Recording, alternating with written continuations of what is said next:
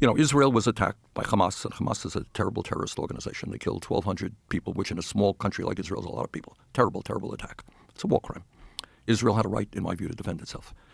But the Netanyahu government did not have a right to kill 52,000 people in Gaza.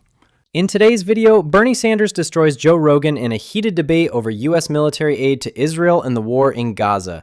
This Bernie Sanders versus Joe Rogan showdown shows just how easily Bernie cuts through Rogan's shallow takes with facts and moral clarity. Bernie's playing chess, Rogan's just trying to start a fire. Let's watch how Bernie Sanders dismantles Joe Rogan in this must-see clash on war, power, and truth. Wound over well over 100,000, and right now, as we speak, Joe, children are starving to death because of Israel's blockades. Yeah. Starving to death. And I brought forth two resolutions, which basically were very simple, and said no more U.S. military aid to Israel under these conditions. One vote got 15 votes in the Senate, the other one got 16. Do you think that members of the Senate do not know what's going on in Gaza? The kids are starving to death. The innocent people are being shot down right and left. They know it. Why do you think I couldn't get more votes? They wouldn't vote against Israel. Right. It's political suicide. Now you're talking. Right. All right. So in the Republican side, you have moneyed interests saying you speak up against Trump, you're out of here. In the Democratic side, you speak up against the Netanyahu government, you're out of here as well. And they have been successful. You have super PACs like AIPAC spending a fortune. You stand, and they've already knocked off a number of members of Congress, good members of Congress, and they will do it again.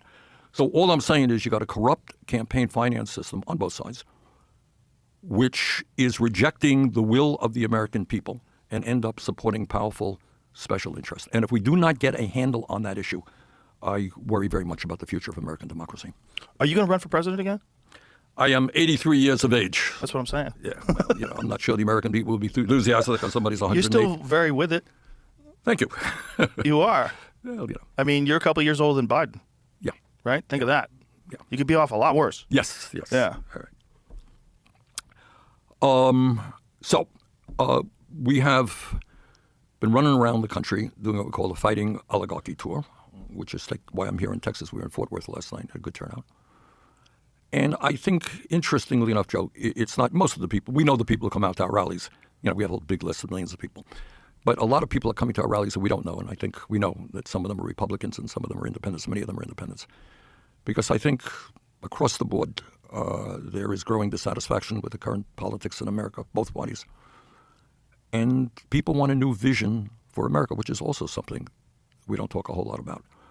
So, the issues that we talk about is in the richest country on earth, why don't we have the best healthcare system in the world? Why do we have 85 million people who are uninsured or uninsured? And as you were mentioning a moment ago, he deals with the insurance companies and the drug companies. And the function of the current healthcare system is to make these guys very rich, and it works. They make zillions of dollars. And every place you go, in my state, the cost of healthcare is going up this year like 10, 15%. People can't afford it. And we lose thousands of people every year. People get sick. They can't afford to go to the doctor. They die. So, one of the fights that I hope we can win is to have the United States join every other major country on earth and guarantee health care to all people as a human right. Well, we've talked about that a lot on this show, that if you view this country as a community, the most important thing is to protect the most vulnerable members of your community, period, right? I agree. And if we spend insane amounts of money on all sorts of things that people don't agree with, and I think generally most people would agree on some sort of a national healthcare system. They do. Most people. Like there's concepts of socialism that everyone agrees with. One of them is the fire department. Right? Everyone thinks that every citizen should have access, the same equal access to the fire department. And we all pay into that. That's right. And we all believe in education. We all believe that there should be free public education. That's right.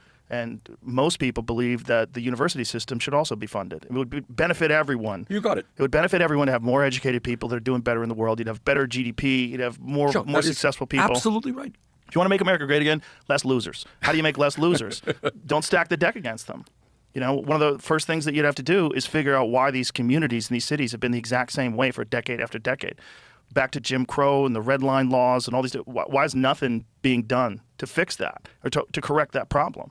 And it becomes this political beach ball that they just bounce around the air at a concert.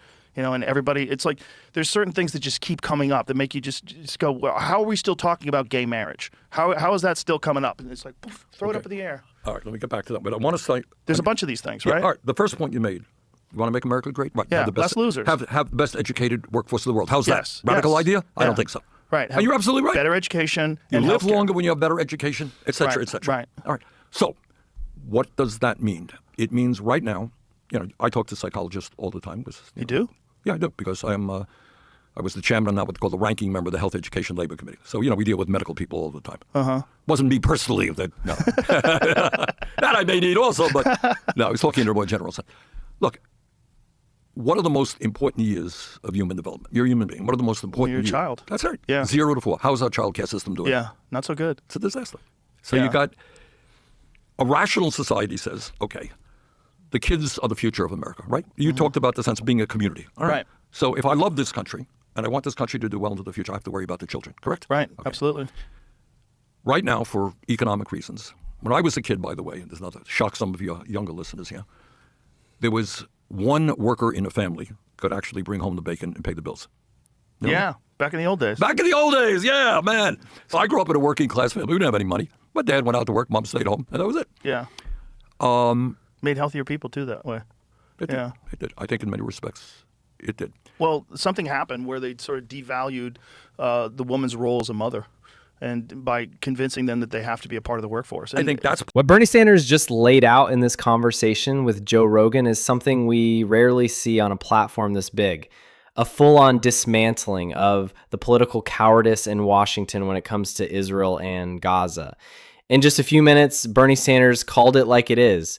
What happened on October 7 was horrific, but the response from Israel, backed by billions in U.S. military aid, has turned into a war crime on a historic scale. Tens of thousands dead, entire cities reduced to rubble, people starving, children buried under collapsed hospitals.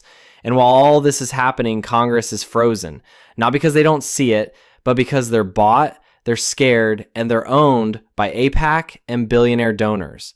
Bernie Sanders tried to cut the funding twice, and he got 15 and 16 votes. That's not just failure, that's indictment. That's proof that both parties are willing to look away as long as the checks keep coming and their careers stay safe. And Joe Rogan? Joe did what a lot of people with influence do. He played it safe, he nodded, he asked questions, but when it came time to take a stand, he faded. That's the difference. Bernie Sanders didn't show up to chill and nod along. He came to call this system out for what it is. And honestly, he's 83 and somehow still the only one in that room willing to speak with some damn honesty. This wasn't just another podcast convo. This was Bernie Sanders dropping hard truths about how messed up this country's foreign policy is and how broken the political class has become. Think about it. Calling a war crime is now seen as too risky. Telling the truth about Gaza, political suicide. That should scare the hell out of everyone. And then there's Joe Rogan. All that reach, all that independent thinking, and when it gets real, he backs off, just watches it happen. If Bernie Sanders is the only one willing to say it, and even Joe Rogan won't touch it, who the hell is left? Let me know in the comments what you think. Was Bernie Sanders right to call it a war crime? Should the U.S. cut military aid, or are we just too far gone? Don't forget to like the video, hit subscribe if you're new, and I'll see you in the next one.